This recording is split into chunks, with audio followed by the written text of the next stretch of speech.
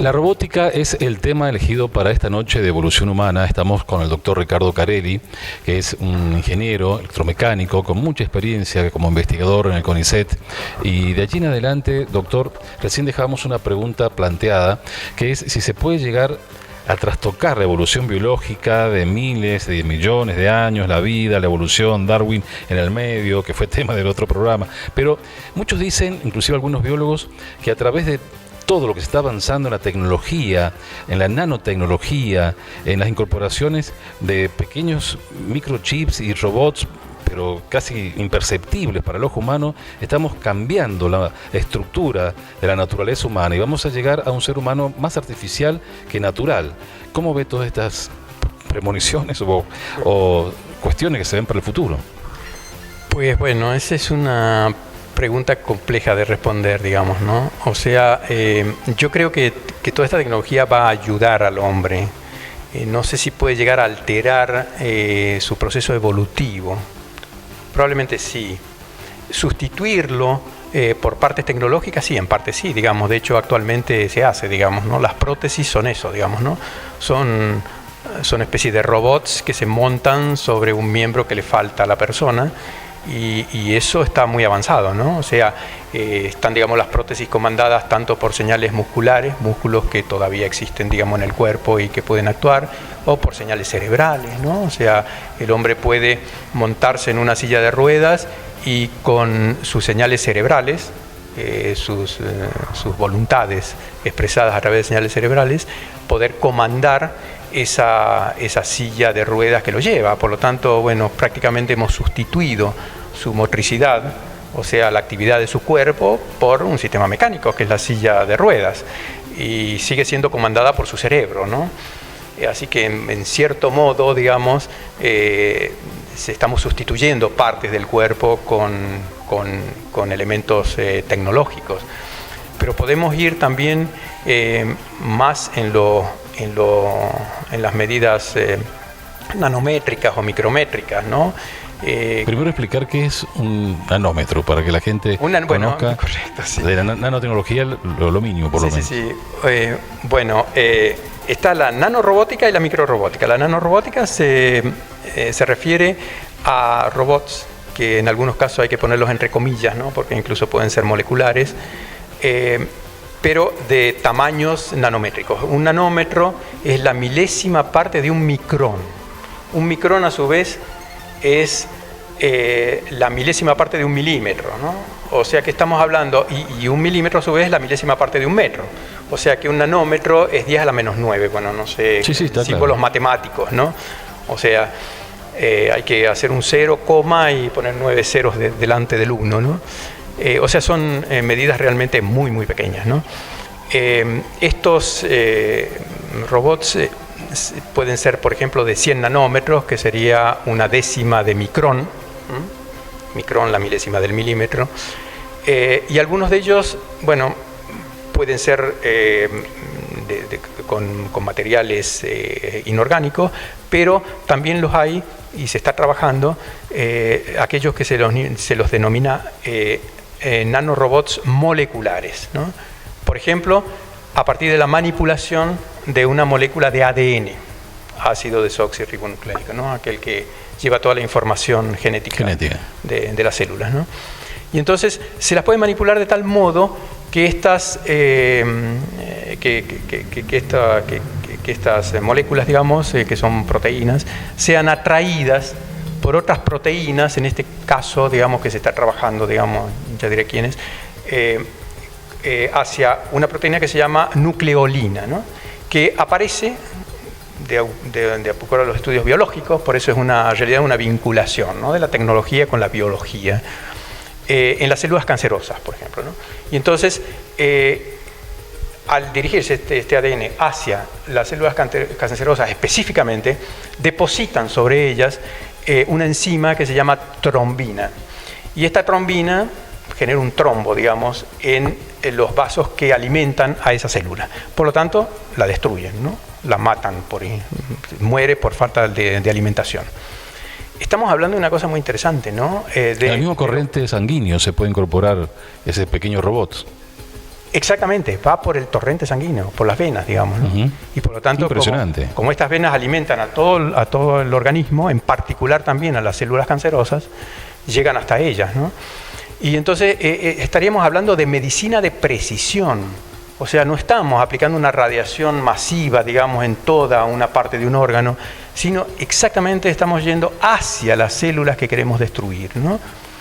Esto, increíblemente, bueno, es muy reciente, digamos, este trabajo en particular desarrollado por la Universidad de Arizona en Estados Unidos, conjuntamente con investigadores chinos de la Academia de Ciencias de China, se ha aplicado ya a animales y ha tenido un resultado altamente positivo, ¿no? Por lo tanto, creo que tiene una expectativa muy positiva luego de poder ser aplicada a los humanos. O sea, hasta eso llega esta tecnología. Y uno puede preguntarse, bueno, ¿y esas moléculas son robots? Bueno, se comportan como robots, ¿no? Porque han sido manipulados de tal manera que tengan una movilidad hacia una dirección definida y han depositado, han actuado sobre la célula cancerosa depositando esa enzima sobre la misma, ¿no? Así que se los llama nanorobots, ¿no? Nanorobots moleculares. Impresionante. Ahora, doctor Carelli, Isaac Asimov, ese prolífero autor ruso, luego nacionalizado norteamericano, pero que escribió una gran cantidad de libros, tanto de ciencia como de ciencia ficción, habló de 3 leyes de los robots. Sí. Y de allí en adelante muchos se hacen la pregunta como que si es o no conveniente que desarrollemos tanta inteligencia en los robots, porque se nos pueden venir en contra, puede ser complicado para el ser humano y podemos enfrentarnos el día de mañana a robots muy inteligentes, más poderosos y que pueden replicarse inclusive. Exactamente. Bueno, nuevamente, digamos, una obra literaria, si se quiere, a pesar de que escrita por un científico, se adelanta un poco a los acontecimientos, al avance de la tecnología.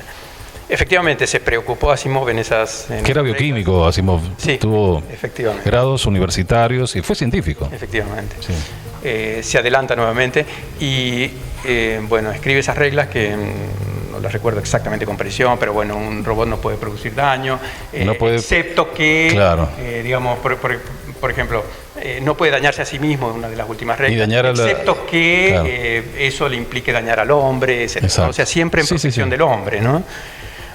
Bueno, un fantasma que ha existido siempre es, bueno, los robots no será que luego nos sustituyan y nos dominen a nosotros, digamos, ¿no?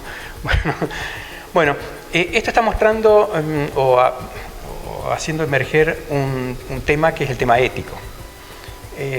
Parece mentira, ¿no? Pero la incorporación de la robótica en el ámbito social ha generado nuevos problemas, digamos, o nuevos desafíos. Uno de ellos, muy interesante, es el problema ético, así como también los problemas legales, que también podemos hablar de ellos, o los problemas psicológicos. Los problemas éticos, podemos decir en general que la tecnología no es una materia, digamos, de estudio neutra o neutral, sino que tiene una carga ética, digamos, ¿no?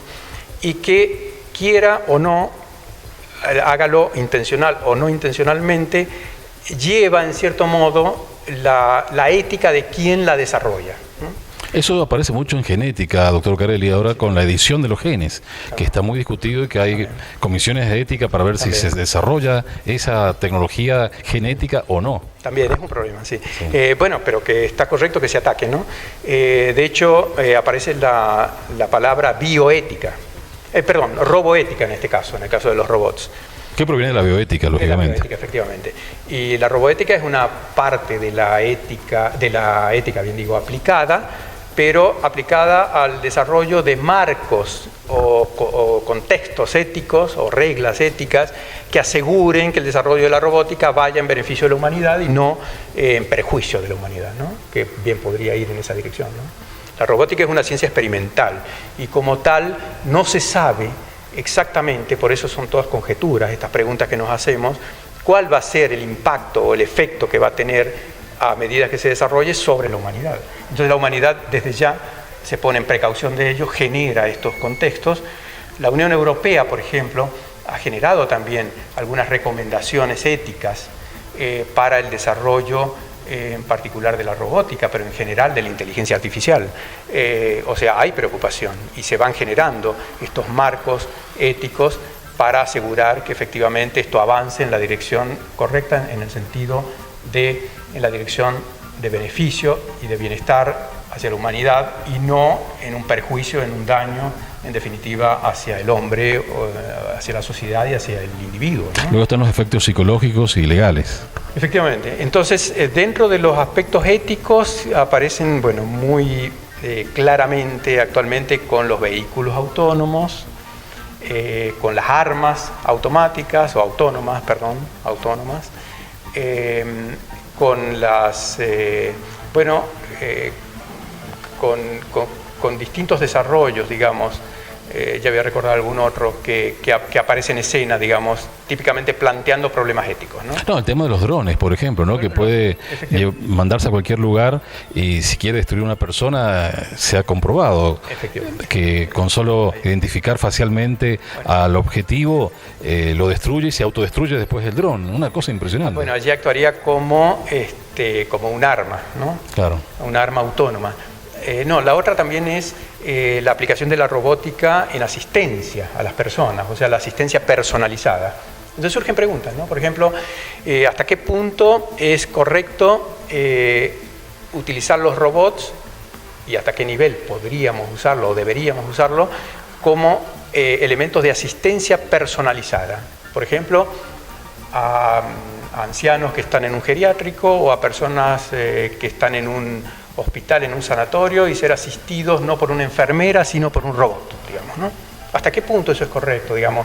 Eliminar el contacto humano real por el contacto con una máquina, ¿no?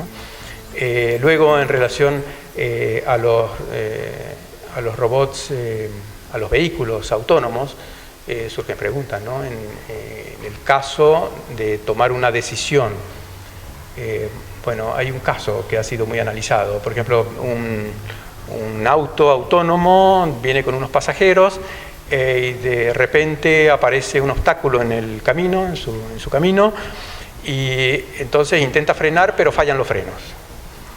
Entonces tiene dos decisiones: o sigue su camino y choca y mata a la gente que está adentro por el accidente, entonces mueren los ocupantes, o bien desvía, pero si desvía al otro carril, por el otro carril va pasando una mujer con sus hijos, por ejemplo, y mata a esta mujer y estos chicos, digamos, ¿no? ¿Qué decisión debe tomar? Un ordenador. Un ordenador, efectivamente, una máquina. Claro. Un ordenador, ¿no? Un sistema autónomo. Si va un chofer en ese automóvil, bueno, ya sabrá el chofer, lo más probable es que salve su vida, ¿no? Pero siempre son el instinto de conservación del ser humano quizás toma la decisión para conservarse el mismo. Normalmente pero la máquina, ¿qué haría la máquina? Es dominante en una actitud que tiene que tomar la persona en fracciones de segundo, ¿no? Bueno, pero la máquina, con todo su sistema de procesamiento, puede tomar una decisión perfectamente sopesada, ¿no? Bueno, eso depende de la ética que tenga cargada o que haya colocado el programador en ese auto autónomo, ¿no? Entonces, típicamente podemos decir que en un vehículo autónomo podríamos cargar distintas éticas. Y entonces la pregunta que surge, bueno, ¿qué ética cargar, digamos? Yo estoy dispuesto a que ese vehículo en un accidente termine con mi vida para salvar otra vida, o bien cuántas otras vidas debería salvar para que yo resigne mi vida. Entonces son todas preguntas complejas, ¿no?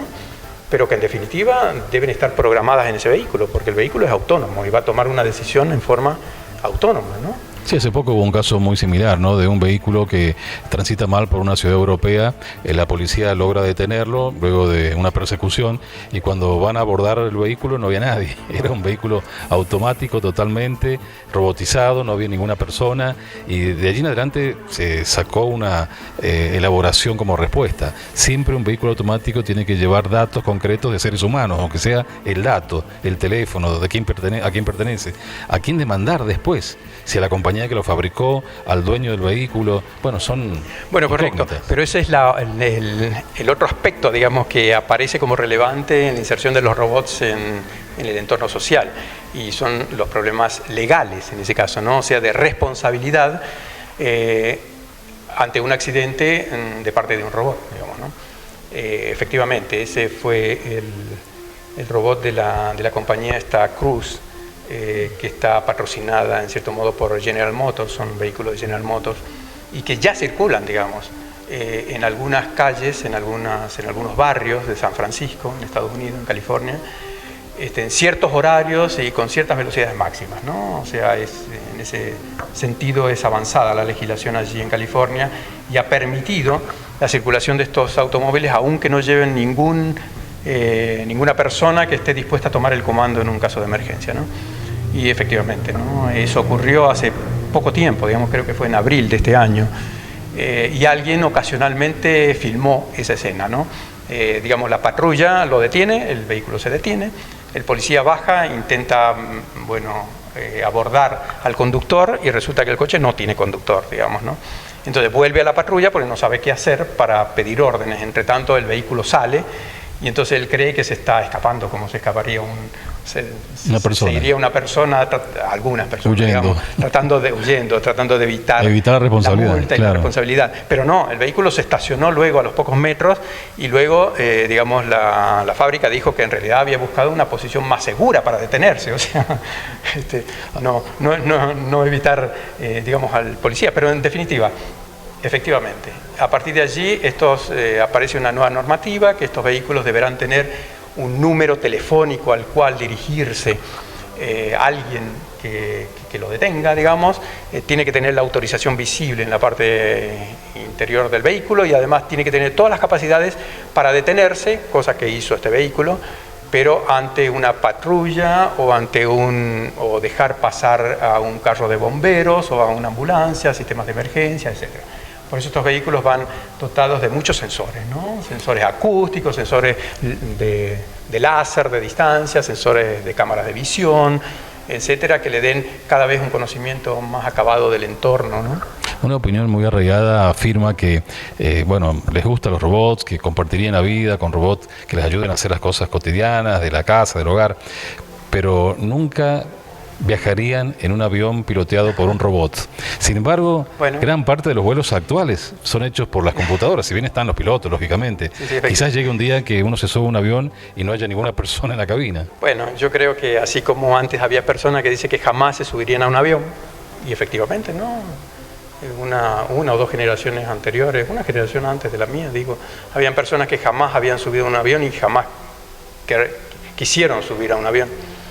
Ahora hay personas que, tendrán la razón, no querrán subir a un avión autónomo. Sin embargo, eso vendrá seguramente, ¿no? Ya se están desarrollando, esto ya en forma experimental, no todavía puesto en el mercado, vehículos aéreos autónomos, ¿no? Son vehículos que despegan en forma vertical, colocando las hélices en forma vertical, y luego las ponen en forma horizontal, de tal modo de seguir al modo de un avión. Eso lo está desarrollando Airbus, la compañía tan conocida. De hecho, el vehículo se llama Bahama.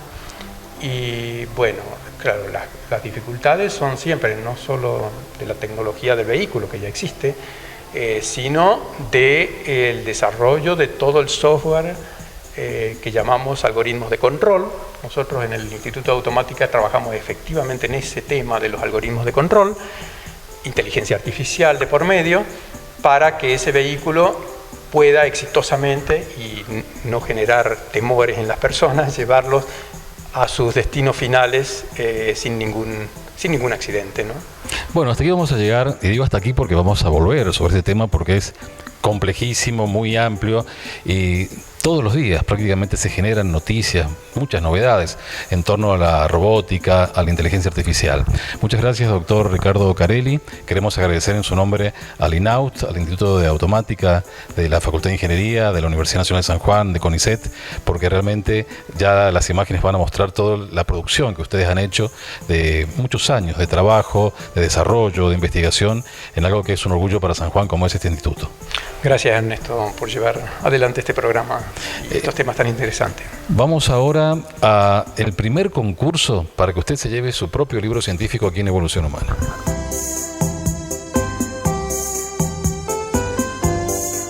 Bueno, nuestro segmento que siempre nos piden nuestros oyentes y telespectadores es en relación a la bibliografía, los libros que muchas veces utilizamos para el programa. Bueno, acá tenemos uno, Inteligencia Artificial, de Margaret Bowden. Realmente es una autoridad en el tema y es el libro que hoy sugerimos para usted. Inteligencia Artificial, una de las grandes aventuras de nuestro tiempo, es la búsqueda de la inteligencia artificial. De ella se habla con esperanza, con temor, con escepticismo o con desprecio, según sean las voces. Margaret Boden, una de las autoridades mundiales en este campo, presenta un completo y accesible estado de la cuestión. ¿Qué ofrece hoy la inteligencia artificial? ¿Cuáles son sus retos más inmediatos? ¿Existen ya los seres artificiales capaces de sentir emociones? ¿Está cerca la singularidad, es decir, el momento en que los robots sean más inteligentes que los propios seres humanos? ¿Siguen vigentes las leyes de la robótica de Isaac Asimov? Una lectura para los interesados en los grandes retos tecnológicos y éticos de nuestro siglo. Un mapa para abrirse camino entre los complicados conceptos de la inteligencia artificial. Por una parte, una breve historia de la computación. Y por otra, este libro nos ofrece un sucinto tratado de filosofía práctica sobre qué es la mente humana y cómo trabaja. Y qué decir de la autora Margaret Boden, británica. Es médica, doctora en filosofía por la Universidad de Cambridge y doctora en psicología por la Universidad de Harvard. Lleva trabajando en inteligencia artificial desde la década del 70. Ella es miembro de la Academia Británica de Ciencias y de la Academia Europea de Ciencias. Es fundadora de la Facultad de Ciencias Cognitivas y de la Computación de la Universidad de Sussex, Inglaterra. Actualmente es profesora de investigación de ciencias cognitivas en el Departamento de Informática en la Universidad de Sussex, donde su trabajo abarca los campos de inteligencia artificial, psicología, filosofía, ciencia cognitiva e informática.